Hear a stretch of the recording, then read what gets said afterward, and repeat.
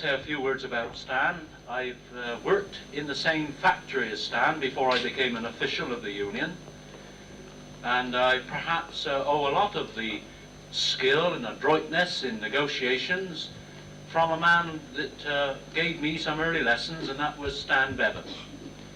He had, of course, a long history in the trade union even before I thought about belonging to a trade union. And it was a time when he joined the trade union when it was really something and a trial. I think it was 1926, Stan, on your record, when you joined the Transport and General Workers Union. And I believe you had the privilege of watching Ernest Bevan and listening to Ernest Bevan at a time when that man did draw huge crowds and his magic and things like that. And this is the sort of thing that Stan, and the atmosphere that Stan was brought into in the trade union movement. Well, having joined the union in 1926, Stan, of course, got quickly involved in active situations at his work and lost his job on several occasions by being in the trade union. And another point, of course, was the contribution that was made and the wages, of course, which you had at that time. There was a wage, I think at that time, Stan, around about £2 or £1.19 and sixpence to be precise, if I remember. And out of that, he would pay something like 11 pence a week for his trade union contributions. A comparison of that today, well, we now pay on an average 3 shillings a week for our contributions. Well, to merit that with the wage that we're receiving now, an average wage which is now around about £40, you could see that 3 shillings a week average contribution we're paying today absolutely dwarfs into significance, and the importance of the contribution and the efforts made by Stan. Well, that's the beginning, but I also ought to mention the time he spent at Rolls-Royce and the duties there, and his magic, I call it that because I've never found anything like it since, in being able to introduce into any conference a sort of calmness and coolness and a clear thinking which impressed not only the people he represented, but impressed management and all our other union colleagues. And one has to pay special attention to this because at Rolls-Royce there is a very large union known as the AEUW, and they consider themselves to be a very important and proud section of engineering. And it takes something to earn their respect. And I want to say this, that people like Stan Bevan earned the respect of the AEU, and at old times they would look upon Stan and indeed leave to Stan negotiations which not only looked after our members but looked after Stan's as well. And that's a tribute to the man, to his judgment, and there's no question of anything but looking for the truth and finding solutions to situations.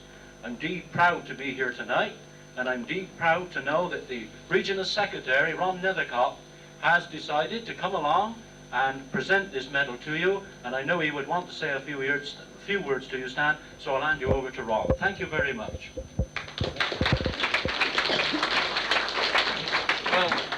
Well, thank you, Vic. Can I say, first of all, it's not a question of want to come along, Stan. I'm glad to be here, and it's a privilege to be here. And I ought to say that tonight I should have been in Exeter, but because of you, I'm here, and I go to Exeter on Tuesday.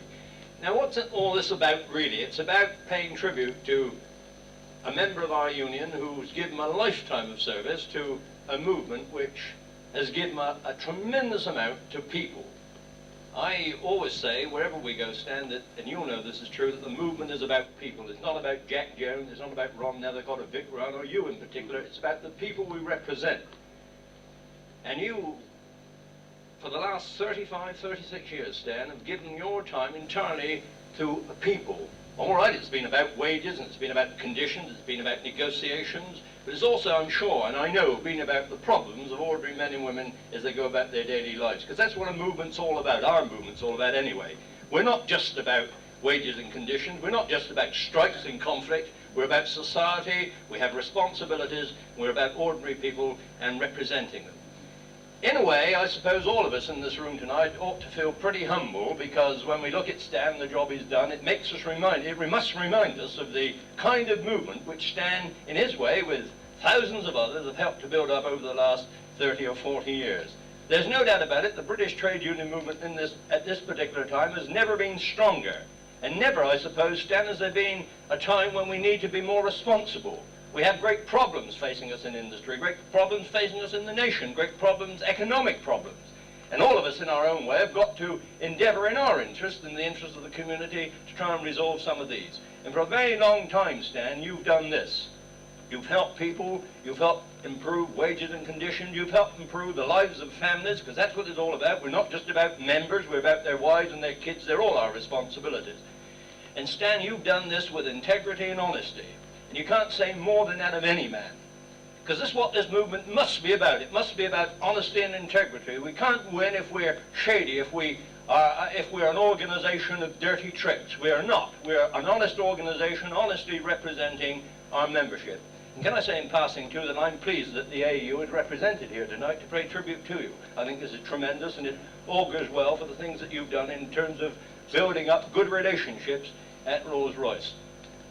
So it makes us, who still have some way to go yet before we, if we ever do get the gold medal of the Union, Stan, feel very humble, and makes us want to say to you very sincerely, thank you for a lifetime of service to this movement.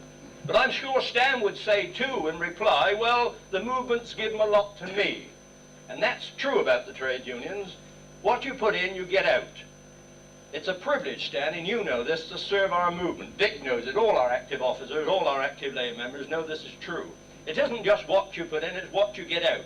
And our movement has been an opportunity for thousands of men and women to express their personalities, to express their desires for a better society. I'm sure, Stan, you would say you've gotten a lot out of it. And time catches up on all of us. You know, time is like a winged chariot, as they say. It flows along, and time comes when all of us have to lay down our arms and retire.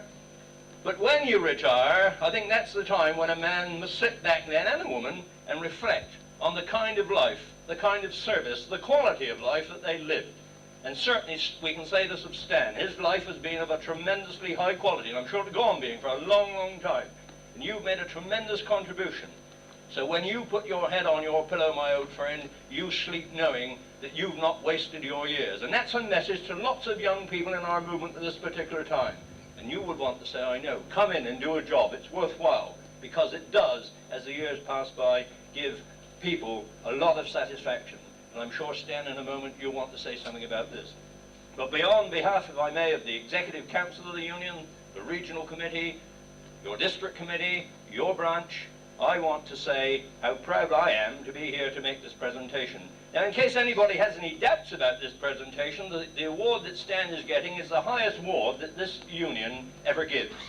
Oh, we give certificates of merit, we give silver badges, we give all manner of things. But seldom do men get the gold medal of the Union. This has to be earned by meritorious service, not just ordinary service, but real meritorious service. And Stan is certainly worthy of this, and will certainly give meritorious service.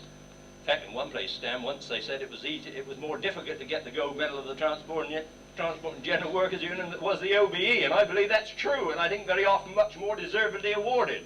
So Stan, on behalf of the Executive, Regional Committee, your District Committee of the branch, and all those people who know you in the city of Bristol and within our movement, with a great deal of pride, if somebody will take this microphone from me, I'm going to present to you the gold medal of the Transport and General Workers Union with love and affection, and I mean that very sincerely for all of us, and a great deal of real thanks.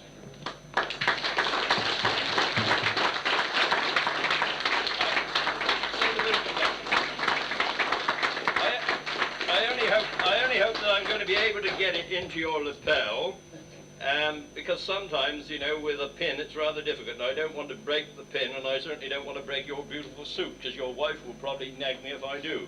But Stan, with a lot of affection, a lot of thanks, a lot of gratitude for thousands of people to whom you've given service, happiness, contentment, and a real future, thanks a lot, and God bless you. Thank you.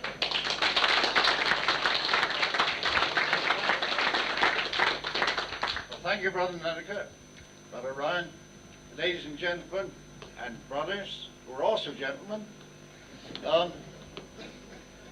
If I were to analyze my feelings at the moment, I think I feel a bit overwhelmed. Certainly I'm very grateful for everything, and a certain amount of pride as well. I suppose as we get older, we sort of go back in time, or inclined to, and you know, going back to those days in 1926, you know, this was the days that we know as the Depression, the Great Depression, and when I think back to those days and the conditions of those days, I'm talking about the years when there was 1.5 million, 3 million out of work. You know, the dole queues, the means test, the poverty that went with it. And I see the conditions of today, a transformation. You know, I feel very proud, even if in a small way, and it has been a small way in comparison with many, if in a small way, and along with so many thousands of others, I assisted to bring about that transformation, then I feel very proud. On a personal note, Mr. Chairman, to finish, I'm very grateful to the trade union movement for providing me with so many very true and loyal friends. I think that's about all I can say. Thank you very much.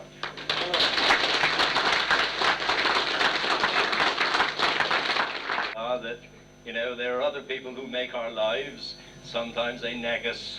And God, I got nagged the other night when I got home, something cruel, when somebody said I was going to work all day Sunday, and I hadn't told my wife, and somebody had rung her up and told her before I had the chance to explain why I got to be out all day on Sunday. Stan, they get at us sometimes, but I don't know what we'd do without them, because all of us in this job, whatever position we do it, whether we be a general secretary, a regional secretary, a shop steward, a branch secretary, a district officer, sometimes we all get disillusioned.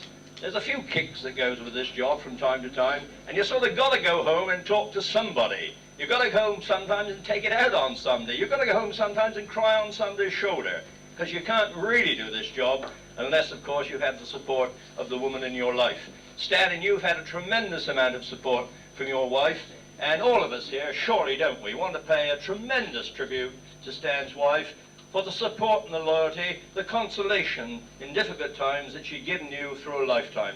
And we mustn't forget this. None of us are very big at all unless we can depend on the person nearest to us, and that generally, and ought to be, of course, our wives. So on behalf of us all, dear, with a great deal of love and a great deal of affection to you, again, thanks very much for letting Stan do what he's done for this movement.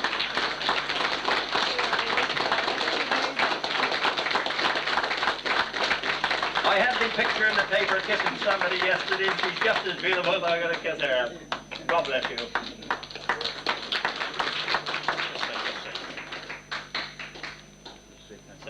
I must say thank you very much, everybody. It's been so kind of you all. Thank you. Now, aren't people really lovely? Give her a big clap. Could you tell me first of all what your name is and what you are in the trade union? Well, my name is Ivor Hendy. I'm a steward at Rolls-Royce, but also I am the national delegate for Region 3 of the trade group of the Power and Engineering Group of the Transport and General Workers Union. Could you give a few words about Stan and what you know of him, please? Stan Bevan. Well, what can I say really about Stan? I've known him many, many, many years. The one thing that amazes us all is that if one takes life as such, somewhere within the walk of life, you always have an enemy or two. But there's a person there that I think hasn't got one enemy in the world. Everyone has shown a tremendous respect for him. And I only wish that I could be half as good as what he is. Thank you very much. Now, your turn. Mike Gallivan. I'm chairman of the branch, 3211 branch, number 3 region. Also shop steward and chairman of the shop steward body. Yes. I wonder if you also would say a few words about Stan. Well, Stan, he's a mate. He's a good mate. He's a man I've been proud to call a mate. And I've very few mates. I've got a lot of friends, but very few mates. But I'm very proud to say that Stan Bevan is a mate of mine. And I would say Stan is a chap who I take anywhere, introduce him to anybody, and hold him up as an example to his generation, or for his generation. Thank you very much. Hello, your lass is lucky. I wonder if you say who you are and what you are. I'm Ted Wood, branch secretary and also the leading steward at the production area where Stan Bevan worked under. On Stan himself, well, there's very little to say except that we always found him thoroughly reliable. He looked after the precision foundry, and we could quite easily say with confidence that whilst he was there, we had no worries. He dealt with the lot. As a man and as an individual, you'd have to go a long, long way to find anyone anywhere near his equal. As Ivor said just now, most of us have enemies somewhere or other, but I've never found anyone in any of the trade unions at Rolls-Royce, and bearing in mind there are something like 6,000 manual workers over there that's ever said a bad word about Stan, or indeed that he's ever said a bad word about them. If I can only aspire to half his standard, then I should be happy. Thank you very much. Thanks a lot, Bill. Thank you. Stan, congratulations on your award tonight for 50 years. Thank you very much. Tell me, how did you first get involved with the trade union? Well, 1926, just before the general strike, I went to a meeting that was addressed by Ernie Bevan, and I joined the union in the vestibule on the way out, along with many others. We were queuing up to join in those days. Yeah. A little bit different to today. Conditions were different in those days, of course. As I said just now, there were days of the Great Depression. There was 1.5 million, 3 million out of work. You know, it fluctuated between those figures and those years. You know, the conditions in those days, the dole queues, the means test, and the poverty, the degradation that went with it. So I think in those days, we saw in the trade union movement, I suppose, our only salvation for the future. Yeah. And also as a medium where we could do something to help ourselves. And I suppose that's what we've done over the years, and we've created collectively, you know, along with so many thousands of others, we've, I suppose, transformed working class life, you know, over the years between 1926 and the present day. What do you think of the trade unions today? The same as I've always thought about them. I'm as keen a trade unionist now as ever I was. What do you think of the youth today? Do you think that as many young people are interested in trade unions? I don't think so, because probably the conditions are so different. The conditions in the days when I joined as a youngster, I was only 18 at the time, and I suppose conditions in those days were, you know, more conducive to this sort of thing because of the obvious need. But I suppose today, you know, they're far better off, and the need doesn't come foremost in their mind as it did in those days. But there it is. It's we go on, and membership is still increasing, and bringing in youngsters all the time. So I suppose we're not doing so bad, really. And what about your future, Stan?